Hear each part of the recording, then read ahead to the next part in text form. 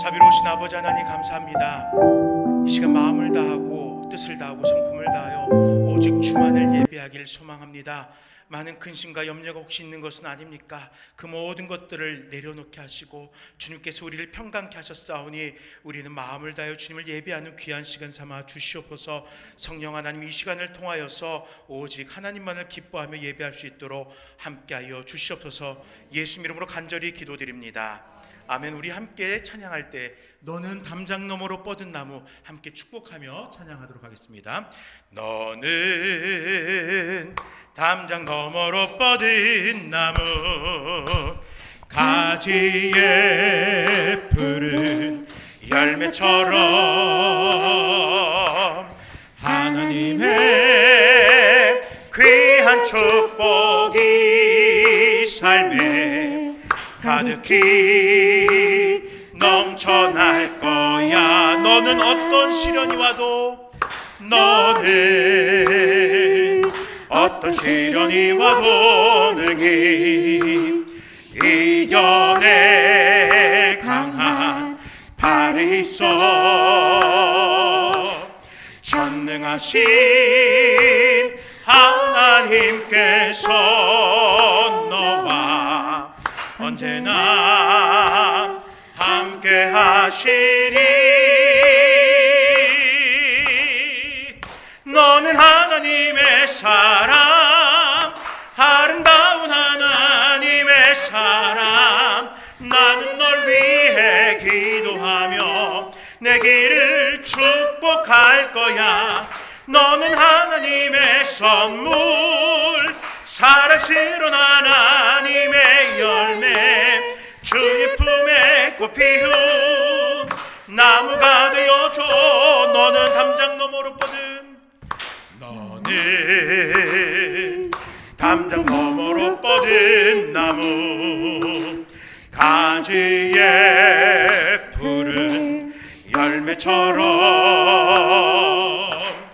하나님의 귀한 축복이 삶에 가득히 넘쳐날 거야. 너는 어떤 시련이 와도, 너는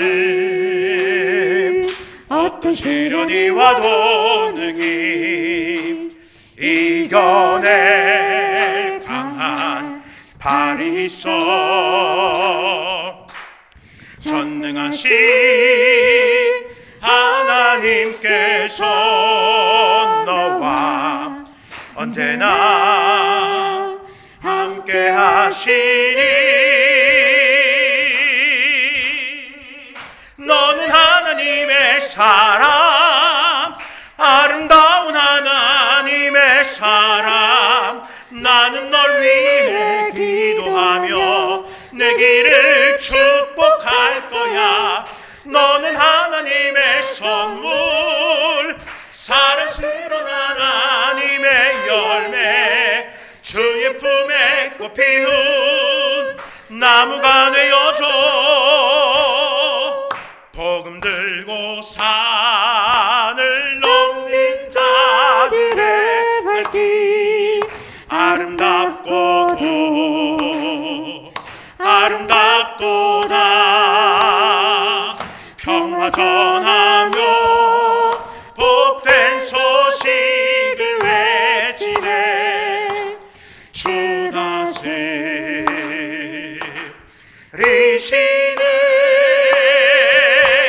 주 다스리시네. 할렐루야. 주 다스리시네. 복음 들고 산을 넘는 자들의 발길, 복음 들고 산을 넘는 자들의 발길, 아름답고도 아름답도다. 평화 전하며 복된 소식을 외치네. 주 다스리시네.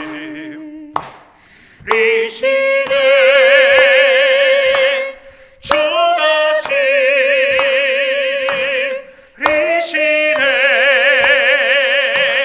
주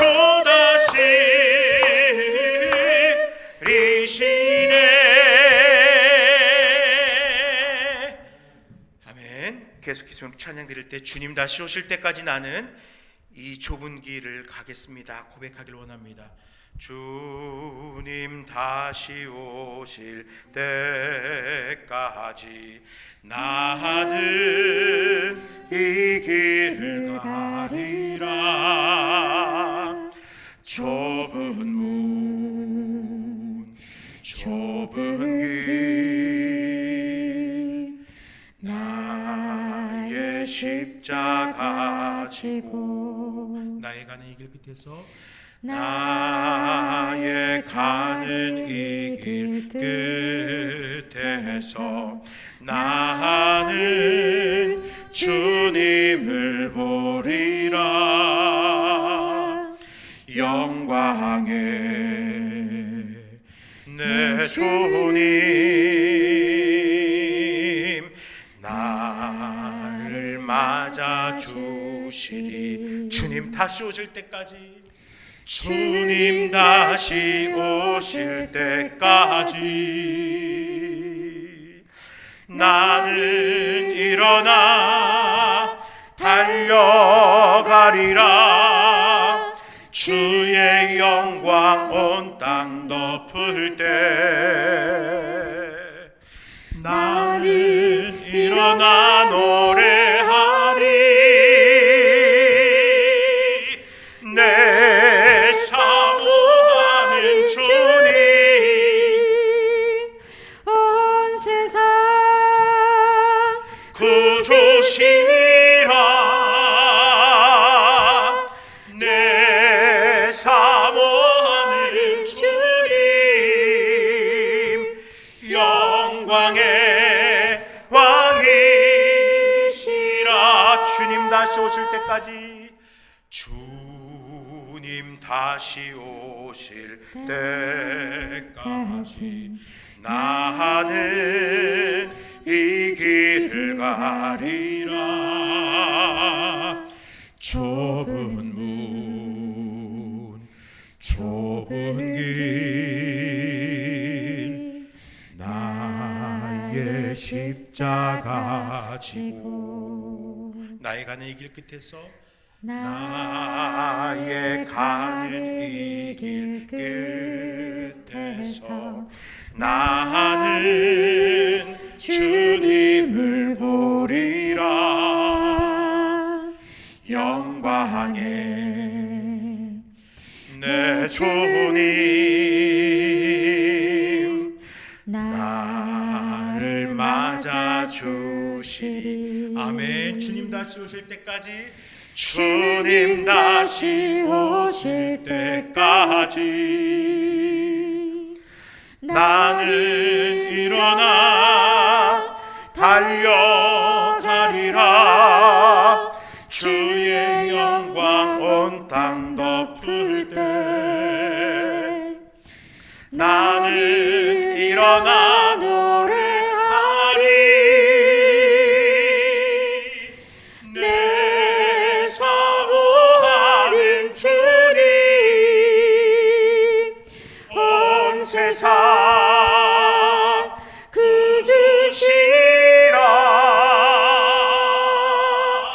내 사모하는 주님 영광의 왕이시라.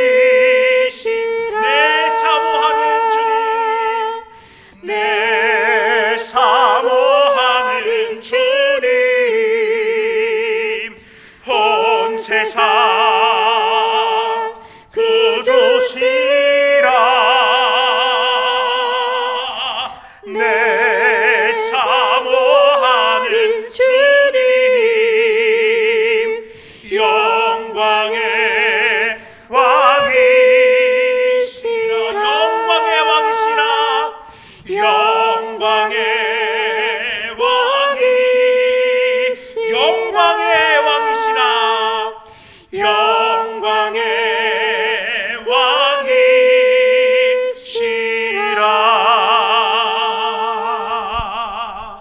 아멘. 우리 이 시간에 합심으로 기도할 때에 하나님 아버지 예배를 통해 주님을로 기뻐하여 주시옵소서. 또한 이 자리에 참여한 우리 모든 성도님들 모두가 주의 말씀으로 인해 깨우치고 변화받는 은혜가 있게 하옵소서. 우리 세상으로 돌아올 때 주님께서 명하신 바를 따라 살아갈 수 있는 담대함이 있게 하옵소서. 주의 말씀 앞에 겸손하게 하옵소서. 잠시 기도하도록 하겠습니다. 살아계신 아버지 하나님 감사합니다. 아버지 하나님 이 시간을 통하여 주님을로 기뻐하여 주시길 간절히 소망합니다. 아버지 하나님 우리의 마음을 다하여 주님을 예배합니다. 주님께서 허락하신 은혜를 따라서 주님 앞에 나와 예배합니다. 주님께서 명령하신 바를 이루기 위하여서 주의 말씀으로 변화되어지고 깨우쳐지길 소망하오니 주의 아버지 이 시간 주님 앞에 나온 우리 모든 성도님들 또 나오지 못하였을지라도 각자의 처소 가운데 주의 이름을 부르짖는 모든 자들에게 동일한 은혜와 역사가 있게 하여 주시옵소서. 아버지 하나님 만나 주시옵소서. 아버지 하나님 이 시간 주의 말씀을 통하여서 깨우치게 하여 주시옵소서. 오늘 지금 이 시간 우리의 삶 속에 주께서 명하시는 바가 무엇인지를 바르게 깨닫게 하시고 그 말씀을 통하여서 우리로 하여금 회개하게 하시고 결단하게 하시고 어찌할꼬 고민하면서 주님께서 명하신 바를 따라 살아가겠노라고 이루겠노라고 하는 담대함이 우리 가운데 고백되어 줄 수 있게 하여 주시옵소서. 아버지 하나님 성령께서 우리 가운데 함께 하셨사오니 혹여라도 말씀을 묵상하면서 생각으로 판단치 않게 하시고 성령께서 우리에게 주신 바대로 아멘으로 받아 변화되어진 놀라운 은혜와 역사가 있게 하여 주시옵소서. 아버지 하나님, 이 시간 나온 모든 성도님들 동일한 은혜 가운데 역사하여 주시옵소서. 주님 감사합니다. 이 시간을 통하여서 우리의 삶에 선포되는 말씀이 우리의 인생을 변화시키는 역사가 되게 하여 주시옵소서. 우리를 구속하셨고 우리로 이 땅 가운데 주님의 제자로 살아가게 하시며 무엇보다도 이 악한 세상을 변화시키는 그 도구로 우리를 세우신 줄 믿사오니 아버지 하나님, 우리가 더욱더 주님의 말씀 가운데 붙잡힌 바 되어서 이 세상을 향하여 쓰임받는 자들 되도록 함께하여 주시옵소서. 말씀을 허락하셨사니 묵상할 때마다 전하는 자와 듣는 자 모두에게 동일한 은혜로 하나님을 알아가고 바른 믿음을 고백하며 그 믿음을 살아내게 하여 주시옵소서. 예수 이름으로 기도드립니다. 아멘. 이 시간 하나님께서 우리에게 허락하신 말씀은 에베소서 2장 11절에서 22절까지의 말씀입니다. 에베소서 2장 11절에서 22절까지의 말씀입니다. 신약성경 311쪽 에베소서 2장 11쪽부터 11절부터 22절 말씀을 우리 한 절씩 교독하도록 하겠습니다. 그러므로 생각하라. 너희는 그때 육체로는 이방인이요 손으로 육체에 행한 할례를 받은 무리라 칭하는 자들로부터 할례를 받지 않은 무리라 칭함을 받는 자들이라.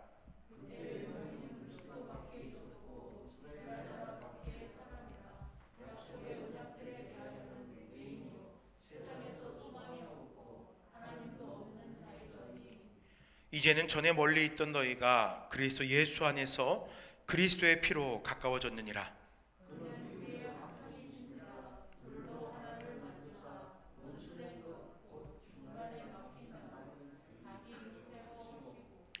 법조문으로 된 계명의 율법을 폐하셨으니 이는 이 둘로 자기 안에서 한 세 사람을 지어 화평하게 하시고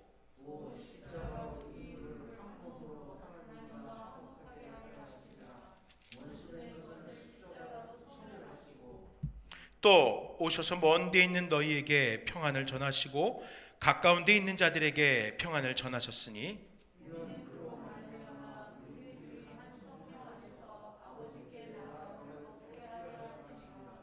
그러므로 이제부터 너희는 외인도 아니요 나그네도 아니요 오직 성도들과 동일한 시민이요 하나님의 권속이라.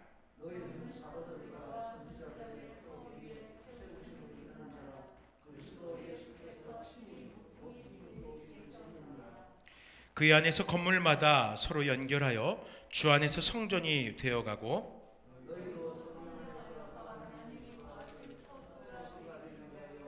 그리스도 예수 안에서 함께 지어져 가느니라. 아멘. 지난주에 함께 묵상한 2장의 전반부의 말씀은 허물과 죄로 죽어 세상 풍조를 따르고 공중의 권세 잡은 자 사탄을 따르고 육체의 욕심을 따라 본질상 진노의 자녀였던 사람들이 새 생명을 얻어서 하나님이 계신 하늘에 함께할 수 있게 되었음을 교훈받았습니다. 10절에 따르면은요, 이는 새로운 창조와도 같은 일이었습니다. 어떻게 이런 놀라운 역사가 일어날 수 있었겠습니까? 그것은 바로 하나님의 은혜가 있었기 때문입니다. 우리의 상식과 능력으로는 불가능한 구원이 우리들에게 허락되었던 것입니다. 그리고 그 하나님의 은혜는 예수 그리스도를 통하여 나타났습니다. 예수 그리스도를 믿음으로 그리스도 안에 들어온 자들, 즉 그리스도와 함께 죽고 함께 다시 살아남으로 연합한 자들이 바로 죽음을 이기고 부활한 생명으로 참된 삶을 살아가게 된 것입니다. 이것이 바로 복음이고 또한 이것이 바로 구원인 것입니다. 그리고 오늘 함께 읽은 본문은 하나님의 구원 계획은 구원받음에서 끝나지 않는다라는 사실을 우리에게 말하고 있습니다. 우리가 생각할 때 구원받았으면 된 것으로 여길 수 있어요.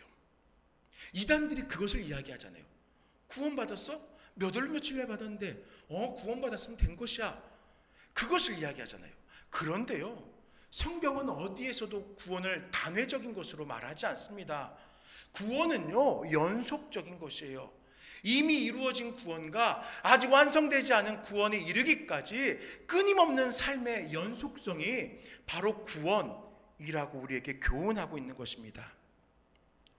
예수 그리스도와 연합하는 것으로 구원의 목적이 끝나는 것이 아닙니다. 구원받아 성도가 되는 것뿐 아니라 구원받은 성도들이 예수님의 그 사랑을 통해서 하나님과 그리고 사람들과 화평을 이루고 하나의 공동체를 이루는 것, 이것이 바로 구원인 것입니다. 사모님 화면 좀 확인해 주세요. 즉 하나님과 관계가 회복될 때 사람과의 관계 역시도 회복되어지는 것입니다. 구원이라는 그 은혜를 통해서 하나님과 사람 사이의 그 관계가 회복되었잖아요.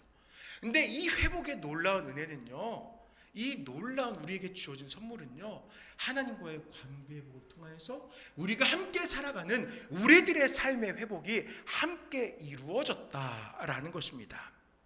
즉 우리 모두는요, 이 장의 말씀을 연속해서 묵상하면서 하나님과 인간 사이의 화평을 이루게 하는 수직적 구원과 또한 구원받은 자들이 공동체를 이루어가는 수평적인 구원을 함께 만나게 되는 것이에요. 그렇기 때문에 우리는요, 구원을 생각할 때 구원은 하나님과의 관계만으로만 생각하면 안 되는 거예요. 그래서 우리는 구원받았다면은 구원에 합당한 삶을 이 땅 가운데 살아가야 되는 것이에요. 이 만나의 선상에서 우리는 기억할 중요한 한 가지가 있습니다. 그것은 바로 명심하라라는 바울의 당부예요. 명심하라. 본문은요, 생각하라는 표현으로 번역되었지만 원어는요, 조금 더 힘주어서 우리에게 명심하라라고 이야기를 하고 있어요. 우리가 하나님의 은혜로 구원받았음을 이야기하며 명심하라라는 것입니다. 그 구원을 통하여 이제는 세상에서 화평하기 위하여 수평적인 구원을 위하여 수고하라고 권하고 있습니다. 우리 함께 11절 이하의 말씀을 묵상하면서 구원받은 우리 구원받은 나눔교회 성도님들이 이 세상에서 어떤 신앙을 살아가며 또한 어떤 교회를 이루어갈지를 함께 묵상하는 귀한 시간 될 수 있기를 간절히 소망합니다. 제가 아마 말씀을 나누면서 종종 예화로 사용하는 영화를 아마 여러분 혹시 기억하실 것 같아요. 워낙 자주 얘기하기 때문에.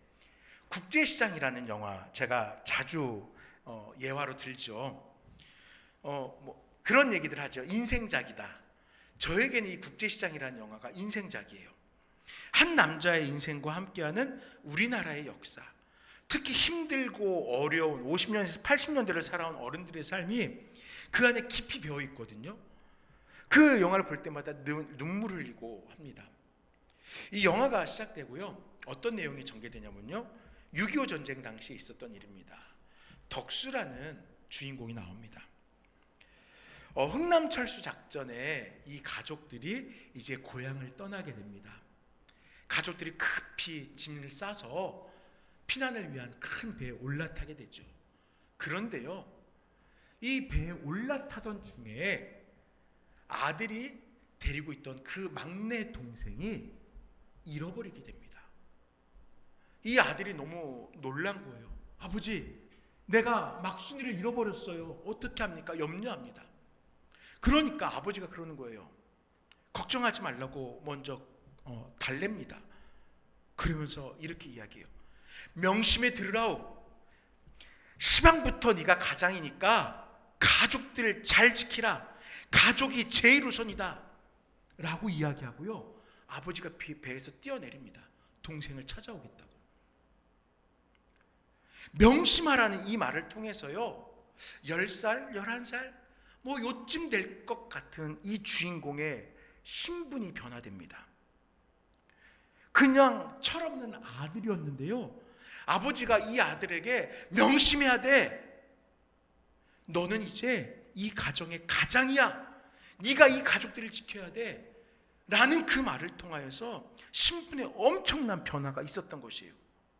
오늘 본문에 생각하라라는 당부는 바로 이같이 우리 인생에 엄청난 신분 변화가 있을 것이다라는 것을 요청하고 있는 것이에요. 우리 인생에 일어난 엄청난 신분의 변화를 기억하라는 것입니다. 그렇다면은 그래요. 뭔가 지금 변화라고 하니까 변화였으니까 지금 생각하라고 하는 것 같은데 내가 이전에는 어떤 모습이었는데 나한테 이렇게 변화된 삶을 살아가라고 하는 것입니까? 우리 한번 살펴봐야죠. 과연 무슨 모습이었기에 이렇게 바뀌라고 변화라고 말하는 것일까요? 우리 함께 11절 말씀을 2장 11절 말씀을 함께 읽어보도록 하겠습니다. 그러므로 생각하라. 너희는 그때 육체로는 이방인이요 손으로 육체에 행한 할례를 받은 자요 칭하는 자들로부터 할례를 받지 않은 무리라 칭함을 받는 자들이라. 아멘. 그렇습니다. 이전까지 성도들의 모습은요 육체로는 이방인이었어요. 이방인이었어요. 성도들은요 이 땅에서 주님을 외면하면서 살아갔던 이방인이었다는 것이에요. 할례 받지 않은 사람들과 다를 바 없는 사람이었다는 것입니다. 앞서 몇 차례 설명드렸지만요, 이 에베소서는요 에베소라는 교회만을 위한 편지가 아닙니다. 안타깝게도 어제 그제 뉴스에 지금 트르키예 지역에 엄청난 지진이 일어났다고 나오죠. 그 트르키예 지역과 그리스 지역 또 그 소아시아 지역을 아우르는 그 당시에 수많은 디아스포라 성도들이 모여서 예배하였던 또 이방인들이 모여서 예배하였던 그 예배 공동체들 소아시아 지역의 교회들 모두에게 전달하는 바울의 편지였던 것이에요. 물론 편지의 수신자들 중에는 유대인들도 있었을 것입니다. 그러나 지역의 특성상 유대인들뿐만 아니라 각 지역에서 살아가던 원주민들 즉 이방인들이 상당수 포함되어 있어요.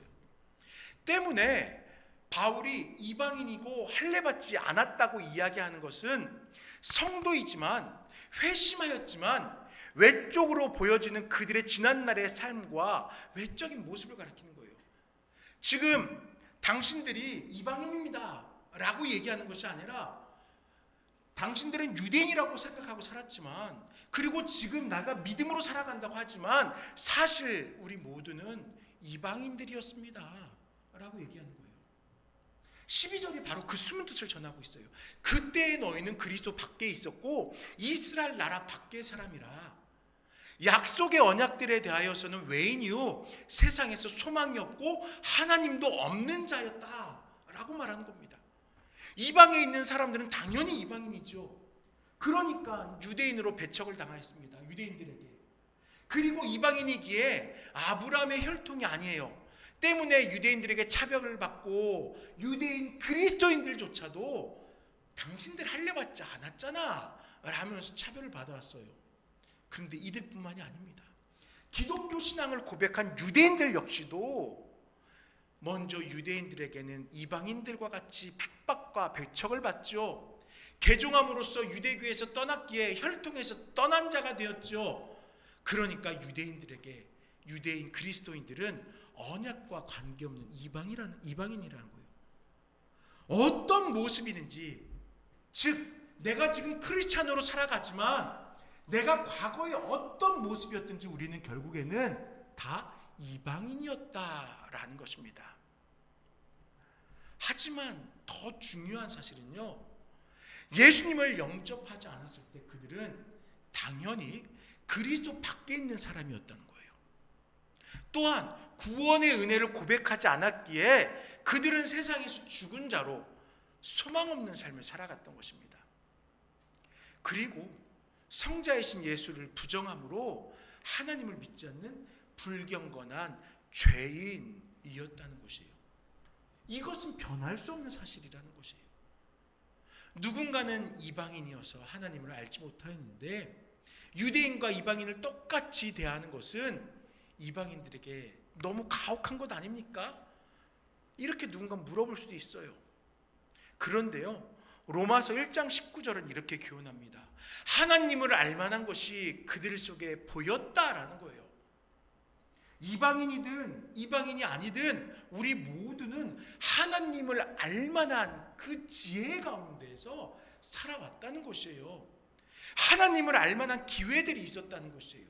하나님께서 만드신 이 모든 만물에 하나님의 영원하신 능력과 신성이 분명히 보여지고 알려졌습니다.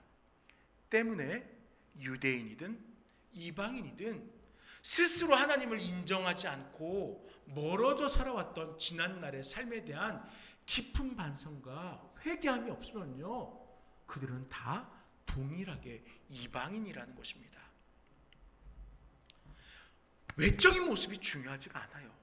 내적으로 그 안에 어떤 마음을 품고 살았는지, 이 사실이 매우 중요하다는 거예요. 성숙하지 못해서 어린아이와 같은 삶을 살았습니다. 복음을 알지 못해서 여전히 율법에 매여 있었던 것이에요. 그리스도를 만나기 전 세상이 전부라고 생각하면서 세상에서 높아지기 위한 헛되고 허무한 삶을 살았던 것이에요. 이것이요, 바로 성도들의 삶이라는 것입니다.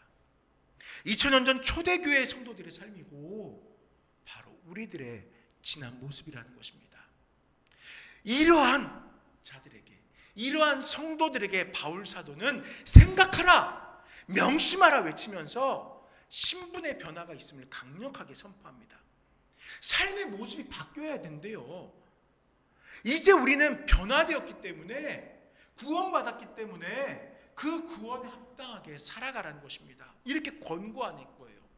더 이상 본문이 이야기하는 그때라는 지난날의 모습으로 살아서는 안 된대요. 여러분, 그렇다면요, 이제 지난날까지의 모습은 이랬어요. 우리가 죄인된 삶, 이방인과 같은 삶을 살았어요. 그렇다면은 이제 명심하면서 생각하면서 살아야 될 우리의 삶은 어떤 모습일까요? 성도들이 구원받아 지난날에서 변화되어 앞으로 살아가야 될 삶의 모습이 무엇이냐고요. 그 삶에 대해서 13절에서 18절의 말씀이 우리에게 교훈하고 있습니다. 이제 우리 모두는 동료가 되었다는 거예요. 우리 모든 믿는 자들은 하나가 되었다는 거예요. 그러니까 서로를 구분짓지 말고 성령 안에서 함께 교회를 세워나가자는 것입니다. 잠시 언급했던 국제시장이라는 영화에서 주인공 덕수가 가장이 되었다고 얘기했어요. 어린 나이에 가장이 되었어요. 철없고 코올릴 것 같은 어린 소년이 갑자기 가장이 됩니다. 이 아이가 어떻게 살아가냐면요, 가족을 위해서 구두를 닦고 자갈치장에서 노동일을 합니다. 그 안에 선장이라는 꿈이 있는데도 불구하고 동생이 학비를 벌기 위해서 광부로 독일에 갑니다. 동생의 결혼 자금을 마련하기 위해서 베트남 전쟁 한복판에 노무자로 뛰어듭니다. 엄청난 인생의 변화이지 않습니까? 파란만장, 너무나 많은 곡절과 시련이 그의 인생을 흔들었어요. 그런데도 그는 명심하라고 했던 그 아버지의 말씀을 따라서 가장으로서의 삶을 살아낸 것이에요. 왜 그랬는지 아세요? 변화된 자신의 처지에 적당한 삶을 그는 택해서 살았던 것이에요. 이제 나는 가장이야 라는 내 신분의 변화를 기억하고 그 가장에 걸맞는 삶을 살아가려고 끊임없이 노력했던 것입니다. 본문의 13절 말씀은 우리에게 일어난 놀라운 변화 한 가지를 소개합니다. 그리고 13절 이하의 말씀은 그 변화에 맞추어서 우리의 삶이 변화되어야 한다는 것을 요청하는 거예요. 우리 함께 13절 읽어볼까요? 이제는 전에 멀리 있던 너희가 그리스도 예수 안에서 그리스도의 피로 가까워졌느니라. 아멘. 인생의 변화가 나타났다는 이야기인데요, 우리가 만나게 된 삶의 변화는 바로 그리스도의 피로 가까워졌다라는 것입니다. 가까워졌대요. 이게 인생의 변화래요. 아니 가까워진 게 변화일까? 우리 가깝게 지내는 게 대단한 일입니까? 의문을 가질 수 있어요. 근데 무엇과 가까워진 것일까요? 그리스도 예수를 구원자로 믿으며 나의 구주로 믿으며 따라 살아가는 모두는, 즉 유대인이든지 또는 이방인이든지 누구든 관계가 없는 하나가 되도록 가까워졌다는 것이에요. 그리스도를 믿는 모든 자들은 모태 신앙인이든지 지금 막 회심을 경험하고 주님 전으로 나온 성도든지 어떤 자들인지 하나가 되어지도록 가까워졌다는 것입니다. 여러분, 이건 사실 충격적인 사실이에요. 이 당시의 성도들에게 너희 모두는 다 하나야. 할례 받았든 할례 받지 않았든 지금 이 교회라는 공동체에 있는 너희 모두는 하나야 라는 충격적인 사실이에요. 지난주 말씀에 살펴본 바와 같이 죄로 인하여 죽었던 자들이 은혜로 구원을 받았다는 사실은 너무나 큰 감사의 제목이에요. 그런데 이 감사는 그 자리에 머물러 있는 것이 아닙니다. 서로 반목하며 살았던 모든 인류에게 그리스도 안에서 한 형제이고 한 자매라는 사실을 고백하게 하는 것이에요. 나는 이방인들과 가까워질 수 없어요. 나는 유대인이에요. 나는 이 땅에서 날 때부터 자라났던 사람이에요. 어떻게 저렇게 나라를 떠나온 유대인들하고 하나가 될 수 있어요? 이렇게 서로 반목하였던 자들이 구원의 은혜로 교회라는 공동체를 이룰 때는 하나가 될 수 있는 그 강권을 받은 것이에요. 솔직하게 지금껏 따로 살아오는 것이 편했거든요. 이방인들은 이방인대로, 유대인들은 유대인들대로 자기 삶의 방식대로 따라 살아온 게 편했어요. 율법을 따라서 또 세상의 질서를 따라 살아오는 것, 그것이 불편함 없는 삶이었어요. 그러나 이들의 변화가 일어났습니다. 구원이라는 은혜를 통하여 이들을 새로운 창조와 같은 삶의 변화를 누리게 된 것이에요. 하나님의 무조건적인 은혜로 인해서 그에 합당한 삶을 살아내라는 변화를 지금 종용받고 있는 것입니다. 어떻게 보면 억지 같죠. 구원받았다고 꼭 그렇게 살아야 합니까? 의문이 생길 수 있어요. 이 의문은요, 지금 이 시대에서도 해결되지 않는 의문이에요. 우리나라는 한민족 한핏줄이 함께 예배 공동체를 이루며 살아가니까 그런 문제가 없는데요, 제가 잠시 머물렀던 미국은 이 문제가 심각해요. 흑인들은 흑인들대로 모여 예배하고요, 백인들은 백인들대로 모여 예배하고요, 한국 사람은 한국 사람들대로 예배하고, 중국 사람은 중국 사람들대로 예배해요. 네, 물론 같이 예배하는 공동체들도 많아요. 또 뭐 이렇게 흑인과 백인이 아닌 중국 사람이나 한국 사람들 뭐 이런 사람들은 언어적인 차이가 있기 때문에 그래서 따로 예배할 수도 있어요. 그런데 왜 흑인 백인 교회가 나눠지냐면요, 그들 안에 깊이 있는 우리는 저들과 달라 라는 그것 때문이에요. 이 시대에, 이 에베소서가 기록되었던 시대에 나는 할례받지 않은 자들이랑 함께 할 수 없어 라고 말했던 디아스포라 유대인들의 그 마음과 같이 오늘날도 교회라는 공동체 안에 함께 구원받았음을 고백하는 자들 안에도 여전히 함께하지 못하는 일이 있다는 것이에요. 그게 왜 그럴까요?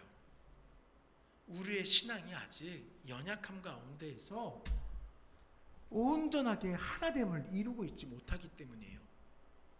예수님께서 마지막에 제자들과 함께 식사를 나누시고 제자들의 발을 닦으시면서 서로 사랑하라고 했죠.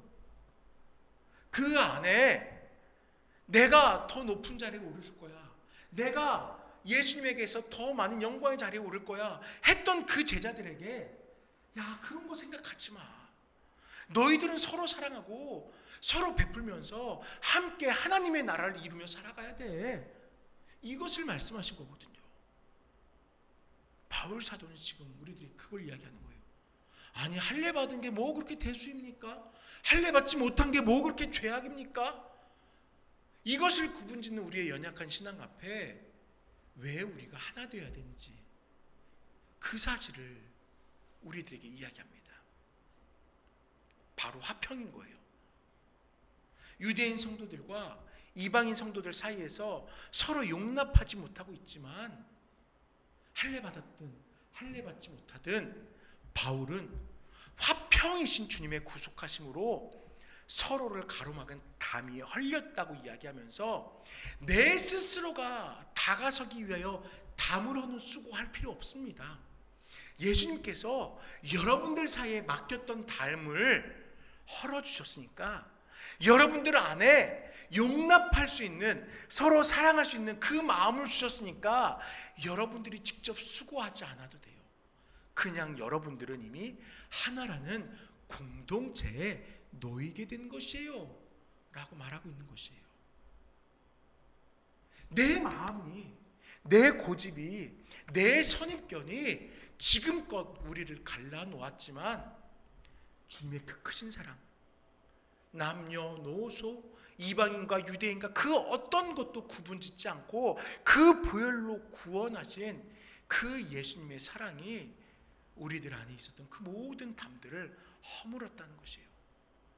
그리스도의 구속의 은혜가 우리를 담이 없는 삶으로 아주 자연스럽게 다가서게 했다는 것입니다. 화평이라는 단어는요, 평안의 상태를 의미하는 것뿐만 아니라 하나됨이라는 말을 가지고 있습니다. 안식이라는 뜻을 가지고 있어요. 그리고 평온하다라는 우리의 심적인 상태를 이야기할 때 바로 화평이라는 단어가 쓰입니다. 즉 주님이 우리의 화평이시다라고 고백할 때 그 고백은 우리는 이미 하나가 되었다는 것이에요.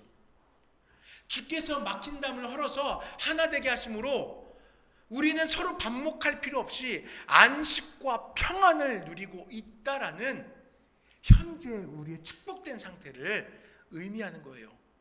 이미 우리는 그 구원으로 인하여 그렇게 살고 있다는 것입니다.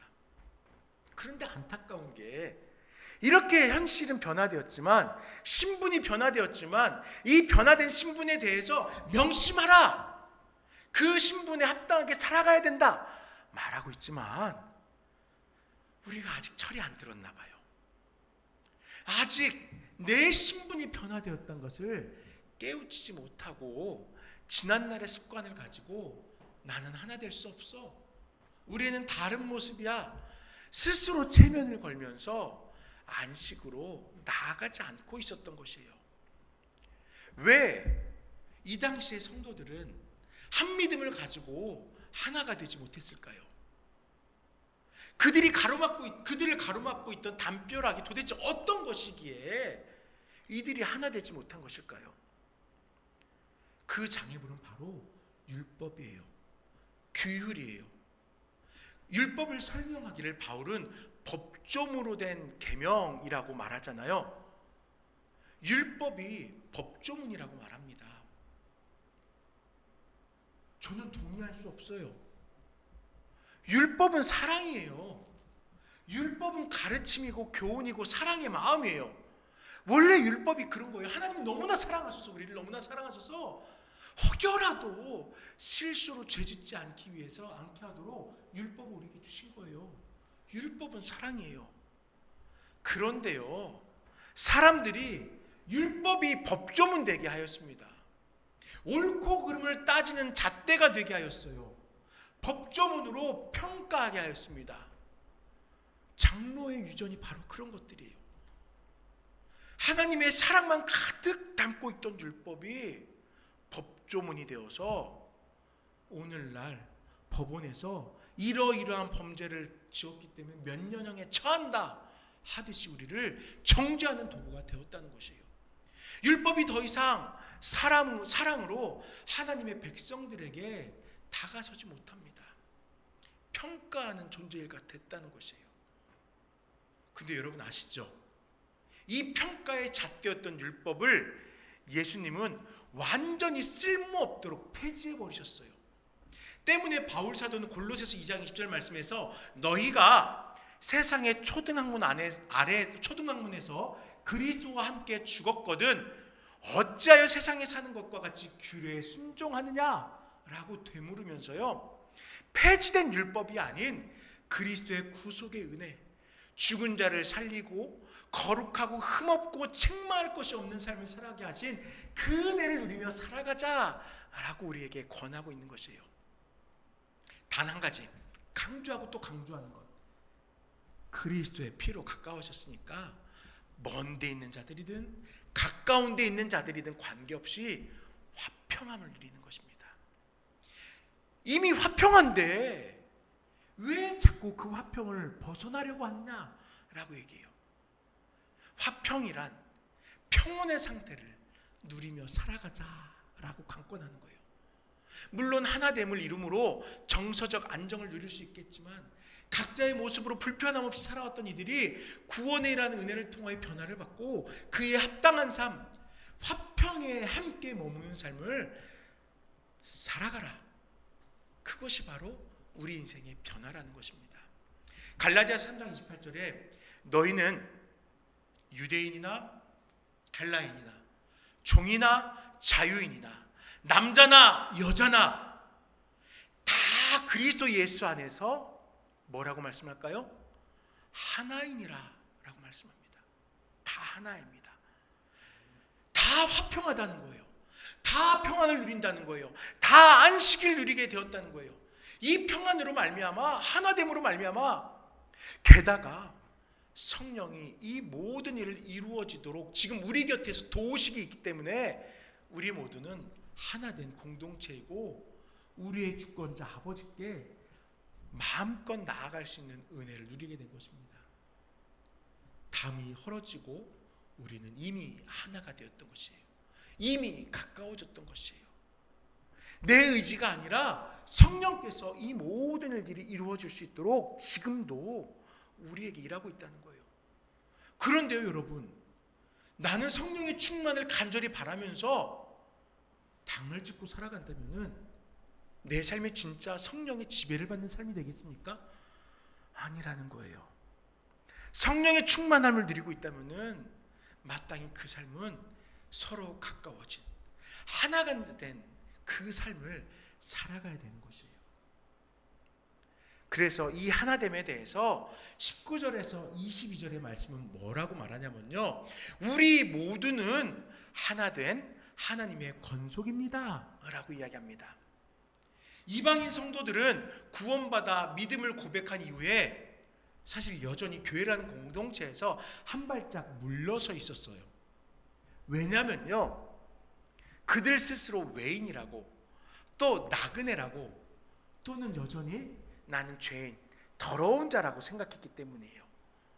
은혜에 감격하지만 자신들의 추악한 모습이 공동체를 해방하는 것 아닐까 싶어서 그 구원의 감격을 고백하면서도 조심스러웠던 것이에요. 이 말씀을 읽으면서 이 모습이 너무나 선하게 그려졌어요. 왜냐면요, 오늘도 이 교회라는 공동체에 여전히 이러한 모습들이 가득하기 때문이에요. 오래 신앙생활했고 조금 특별하게 교회에 영향을 끼치고 있는 성도들이 꼭꼭 힘을 모아서 교회라는 공동체를 견고하게 합니다. 그런데 뒤늦게 복음을 접하고 구원하심에 감격하여 교회 공동체로 나온 성도들은요, 이 무리 안에 쉽게 다가서지 못해요. 똑같아요.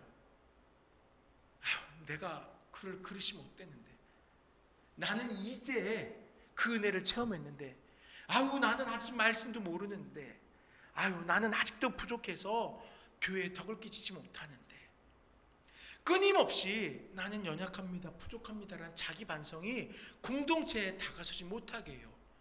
그런데 문제는 이것뿐이 아닙니다. 먼저 된 성도들, 스스로 거룩하다, 스스로 완전하다, 흠없다고 여기면서 높은 담을 쌓아놓고 있는 것이에요. 때로는 모태신앙이라는 타이틀로 방어하고, 때로는 직분자라는 도구를 들어서 다가서지 못하게 합니다. 2000여 년 전 초대교회 모습과도 너무나 비슷한 일이 지금 2023년 바로 이 공동체 가운데도 일어나고 있는 것이에요. 오해하지 마세요. 우리 교회가 그렇다는 거 아니에요. 이 나라의 교회들 가운데 그런 일이 있다는 것이에요. 함께 19절과 20절 말씀을 읽어보겠습니다. 19절부터 읽겠습니다. 그러므로 이제부터 너희는 외인도 아니요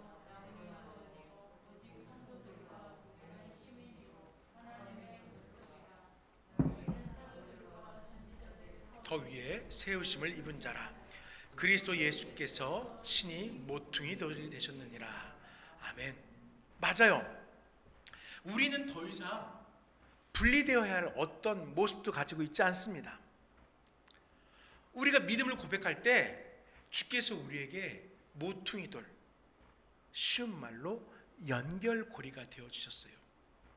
우리가 견고한 하나가 될 수 있도록 동일한 하나님 왕국의 시민이며 하나님의 자녀로서 함께 은혜를 고백하며 살아갈 수 있도록 예수님께서 모퉁이 돌, 그 연결고리, 그 완충제, 그 본드가 접착제가 되어주신 거예요.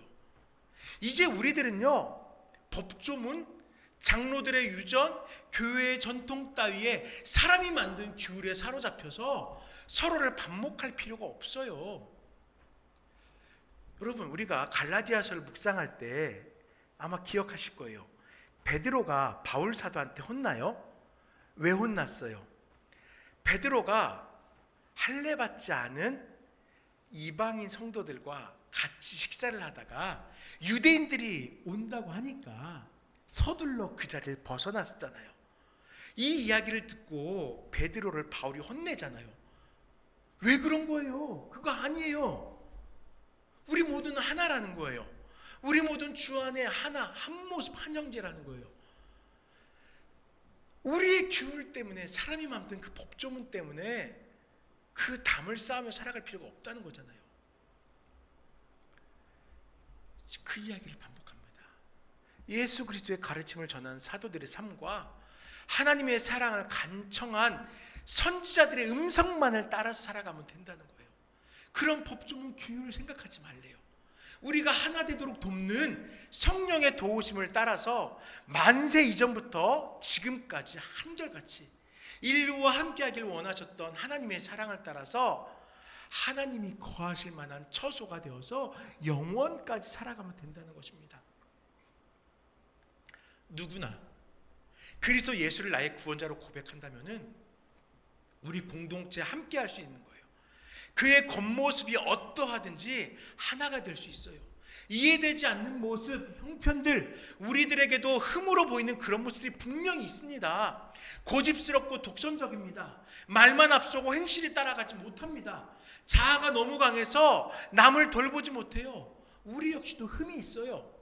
유대인 성도들, 이방인 성도들, 먼저 신앙을 살고 있는 성도들, 이제 막 신앙을 고백한 성도들 등 수많은 다른 모습들이 그리스도 예수로 인하여 막힌 담을 넘어서 하나의 공동체가 되었고 평안을 누리게 되었습니다.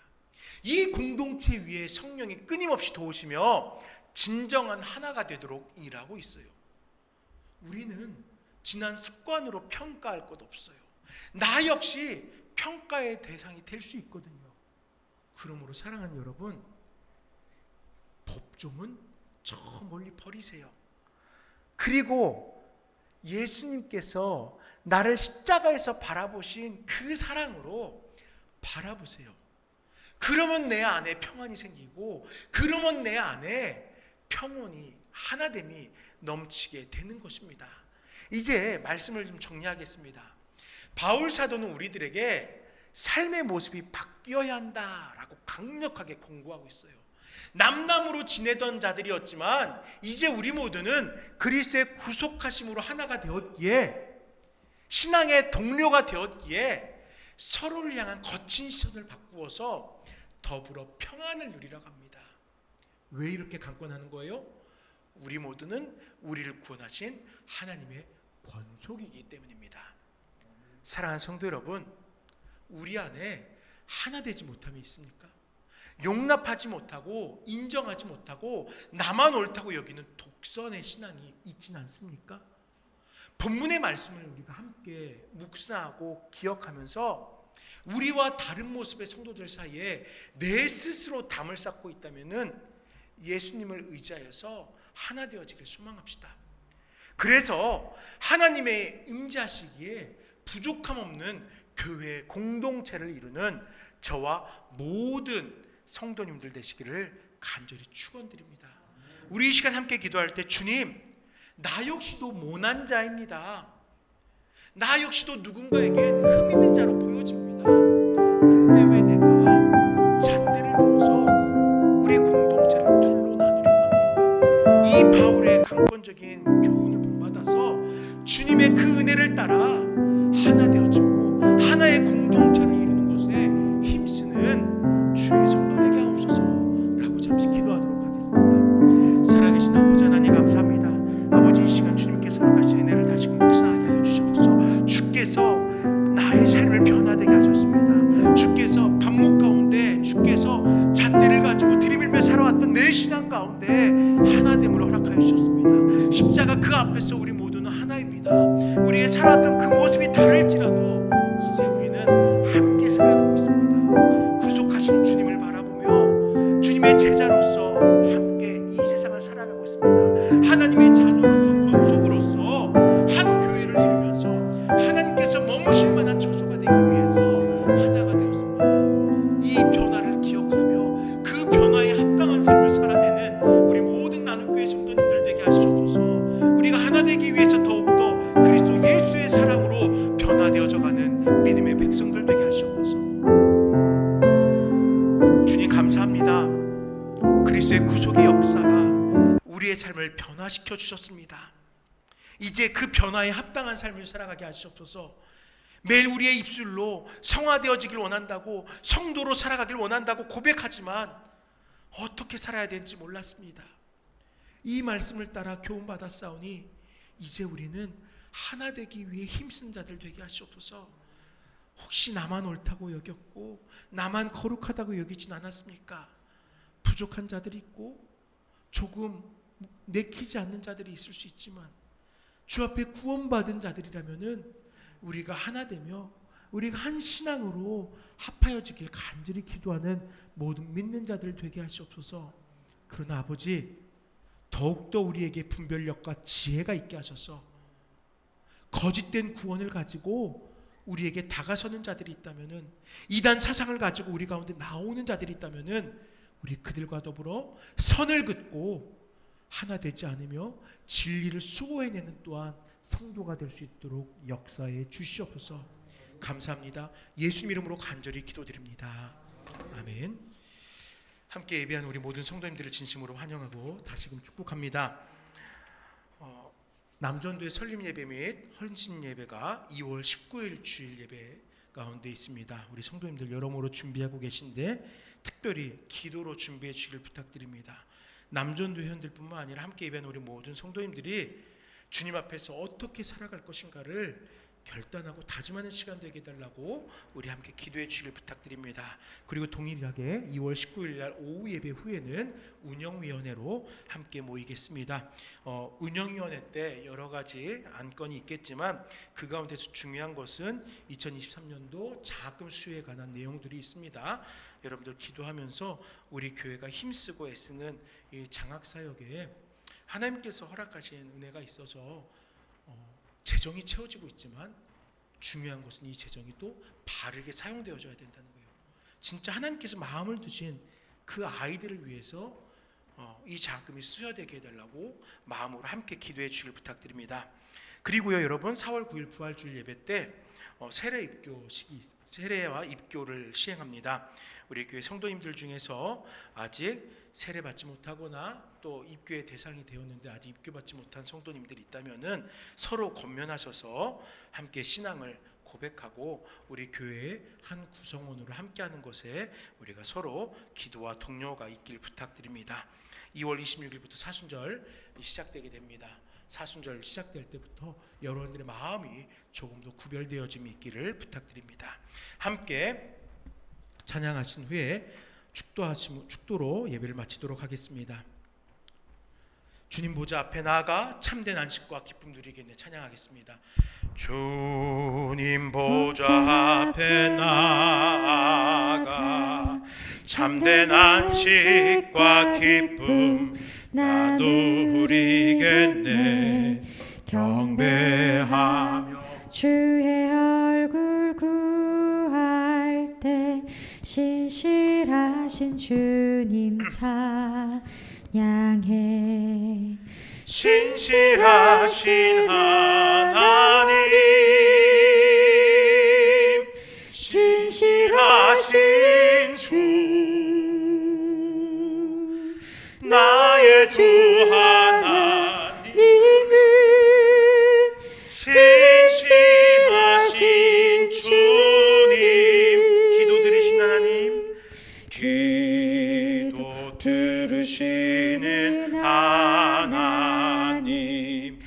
폭풍 속에 내 등불 내 노래시라 주의 날개 아래서 내 맘 쉬리니 신실하신 주님 찬양해 신실하신 하나님 신실하신 주 나의 주 하나님은 신실하신 주님 평화 내려주신 하나님 평화 내려주신 하나님 나로 고통받는 자를 위로하게 하소서 나의 평생에 주의 사랑을 전하리 신실하신 주님 찬양해 신실하신 하나님 신실하신 하나님 신실하신 주 나의 주 하나님은 신실하신 주님 신실하신 하나님 신실하신 하나님 신실하신 주 나의 주 하나님은 신실하신 주님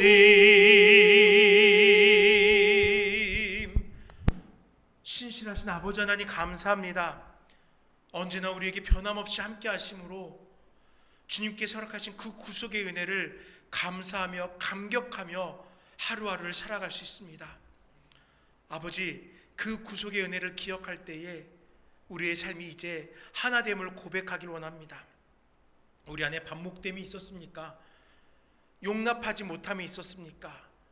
이제는 주께서 우리에게 함께 하심으로 모든 담장을 허물어 주셨사오니 서로 사랑하기에 힘쓰게 하시고 하나됨으로 주의 복음을 전하고 주님의 놀라우신 역사를 예배하기에 부족함 없는 우리 공동체가 될 수 있도록 역사하시고 이 나라 온 열방에 믿는 자들의 삶이 될 수 있도록 함께하여 주시옵소서. 아버지 하나님 이 시간 안타까움과 눈물을 가지고 이 열방 가운데 고통 속에 있는 자들을 위해 기도하게 하여 주시옵소서. 전쟁으로 인하여 지진으로 인하여 질병과 기근으로 인하여 눈물 흘리는 자들이 있습니다. 주께서 우리에게 허락하신 선한 마음으로 눈물로 기도하게 하시고 각 처소 가운데 회복이 각 처소 가운데 구원의 놀라운 기쁨들이 넘쳐날 수 있도록 함께하여 주시옵소서. 우리 각자의 삶의 자리로 돌아갈 때에 성령께서 우리 가운데 늘 함께 하시고 동행하여 주시니 담대하게 하시고 놀라우신 하나님의 역사를 선포하며 복음을 전하는 자들 될 수 있도록 함께해 주시옵소서. 아버지 하나님 대학교 입학을 준비하는 자녀들에게 지혜를 주시고 새로운 학교로 진학하게 되는 자녀들에게는 많은 이들의 사랑받고 인정받을 수 있게 하시며 또한 학업을 이어나가는 우리 모든 자녀들에게 지혜와 총명함이 있게 하여 주시옵소서. 우리 부모님들 자녀들을 위하여 기도할 때마다 하나님의 뜻을 깨닫는 지혜가 있게 하시고 또 세상을 살아갈 때 이 세상 속에서 주님의 은혜로 인해 구별되어짐을 증거하며 살아갈 수 있도록 함께하여 주시옵소서. 우리 부모님들 눈물로 기도할 때마다 그들의 삶 속에 놀라우신 역사가 체험되어지게 하시옵소서. 혹 우리들 가운데 육신의 연약함으로 엎드려 있는 자들이 있습니까? 그 눈물을 주께서 기로하시고 어루만져 주시옵소서. 태중에 아이를 품고 기도하는 성도가 있습니다. 잉태를 위해 기도하는 성도가 있습니다. 갓난아이가 주님의 품 안에서 바르게 자라기를 간절히 사모하는 부모가 있습니다. 이 모든 일들 가운데 함께 하셔서 주님께서 늘 함께 하시는 우리 나눔교회 공동체 되도록 역사해 주시옵소서. 감사합니다. 예수님의 이름으로 기도드립니다. 아멘. 주 예수 그리스도의 은혜와 하나님의 사랑과 성령의 교통하심이 신실하신 주님을 따라 살아가며 하나됨을 입술로 고백하고 하나됨을 삶으로 살아내고자 소망하는 모든 남교회 성도들의 삶 속에 영원토록 함께 있을지어다. 아멘.